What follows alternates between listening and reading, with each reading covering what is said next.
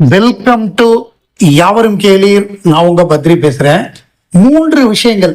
ஒன்று உலகநாயகன் கமல்ஹாசனுக்கு ஆஸ்கார் விருது வழங்கப்பட வேண்டும். 2வது KH-237 பத்தின ஒரு அப்டேட்டு. 3வதாக திருச்சிக்கு 18 நவம்பர் 18 திருச்சிக்கு வர்றாரு. அதாவது முதல்ல தஞ்சாவூர் காலையில போறாரு. நம்ம கவிஞர் ஸ்நேகன் சம்பந்தமான ஒரு விழா. ஸோ இதை பத்தி தான் இந்த வீடியோல பார்க்க போறோம். ஸோ முதல்ல நம்ம உலகநாயகன் கமல்ஹாசனுக்கு ஆஸ்கார் விருது வழங்க வேண்டும். ஏன் அப்படி கேட்குறோம் அப்படின்னா, இதற்கு முன்னாடி படங்களுக்கு தனியான படங்களுக்கு கொடுக்காம, அதாவது அவங்க லைஃப் டைம் அச்சீவ்மெண்ட்டா நம்ம இந்தியாவை சேர்ந்த பெங்காலி வங்காள இயக்குனர் சத்யஜித் ரேக்கு கொடுத்துருக்காங்க. Life time achievement for contribution towards cinema. அதுக்காக சத்யஜித் ரேக்கு அவர் மரணப்படுக்கையில இருந்தார். அப்ப கொண்டு ஆஸ்கார் கமிட்டி ஹாஸ்பிட்டல்ல கொண்டு கொடுத்தாங்க. அவரை கௌரவப்படுத்தினாங்க சத்யஜித் ரேவை. அவ்வளவு சிறப்பான படங்களை அவர் எடுத்திருக்காரு தன்னுடைய வாழ்நாள்ல. அதே மாதிரி இப்ப லேட்டஸ்டா இன்னைக்கு நடந்த ஒரு விஷயம், அதாவது நவம்பர் 17 நடந்த ஒரு விஷயம். அமெரிக்கால டாம் க்ரூஸுக்கு கௌரவ ஆஸ்கார் விருது. அதாவது அவருடைய வாழ்நாள் சாதனை, அவர் சினிமாவுக்கு அவருடைய பங்களிப்பு கான்ட்ரிபியூஷனுக்காக அவருக்கு கௌரவ ஆஸ்கார் விருது வழங்கப்பட்டிருக்கு. அதாவது டாம் க்ரூஸ் 1981 தான் சினிமாக்கே வந்திருக்காரு.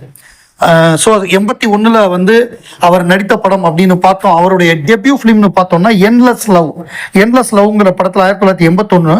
அதுக்கப்புறம் பிரேக் த்ரூ அப்படிங்கிறது 1983 ரிஸ்கி பிஸ்னஸ் அப்படிங்கிற படத்தில் ஹை ஸ்கூல் சீனியராக நடித்தார். ஸோ அது அவருக்கு ஒரு டேர்னிங் பாயிண்ட் அமைஞ்சது. மிக முக்கியமாக அவருக்கு ஸ்டார்டம் வந்தது. அவர் மிகப்பெரிய ஸ்டார் ஹீரோவா வேர்ல்டு வைடா கொண்டாடப்பட்ட படம் 1986 வெளிவந்த டாப் கன். அதோட அந்த படம் தான் ஹையஸ்ட் கிராசிங் மூவியா இருந்தது 1986. அதோடைய அடுத்த பார்ட் டாப் கன் மேவரிக் 2022 வந்தது. எப்படி விக்ரம் 86 22 நம்ம விக்ரம் வந்ததோ அதே மாதிரி டாப் கன் மேவரிக் 2 படமும் வந்தது.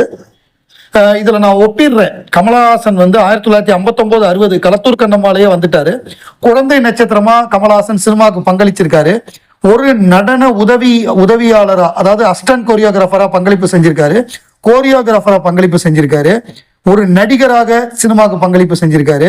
அதுக்கப்புறம் தயாரிப்பாளர், கதை திரைக்கதை வசனம், இயக்குனராக, பாடகராக, பாடல் ஆசிரியராக, மேக்கப் ஆர்டிஸ்டாக, அதாவது சினிமாவுக்கு இவரை மாதிரி ஒரு பங்களிப்பு செய்தவர்கள் உலகத்திலே யாரும் கிடையாது.